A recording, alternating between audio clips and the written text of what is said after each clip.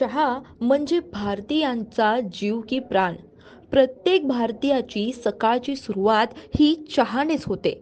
देशाच्या कानाकोपऱ्यात चहा वेगवेगळ्या फ्लेवर्समध्ये उपलब्ध आहे. विशेष म्हणजे देशात चहाच्या व्यवसायातून अनेकांनी प्रसिद्धी आणि पैसा दोन्हीही कमवलाय. पण आज मी तुम्हाला अशा एका चायवाल्याची गोष्ट सांगणार आहे, जो आपल्या अनोख्या शैलीमुळे ओळखला जातो. रील्स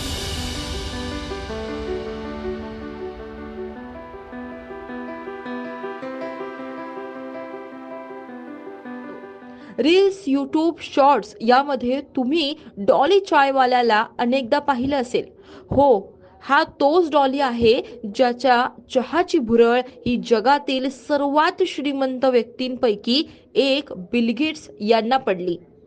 डॉली हा मूळचा नागपूरचा आहे. डॉलीचं खरं नाव आहे सुनील पाटील. त्याचा जन्म 27 डिसेंबर 1998 रोजी नागपूरमधील एका मध्यमवर्गीय कुटुंबात झाला. डॉलीनं 10वी नंतर शिक्षण सोडलं आणि गेल्या 16 वर्षांपासून नागपुरातील सिव्हिल लाईन्स जवळ चहाचं दुकान तो चालवतोय. डॉली चायवाल्याच्या चहाच्या स्टॉलवर जो कोणी चहा प्यायला येतो तो त्याची स्टाईल आणि चव दोन्हीचा चाहता होतो. डॉली त्याच्या टपरीवर रजनीकांतच्या स्टाईलमध्ये ग्राहकांना चहा देतो. डॉली चायवाला त्याच्या या छोट्या चहाच्या स्टॉलमधून चांगली कमाई करतो. डॉली चायवाला आजच्या काळात फक्त चहा विकणारी व्यक्ती नाही, तर तो इंटरनेट सेन्सेशन बनलाय.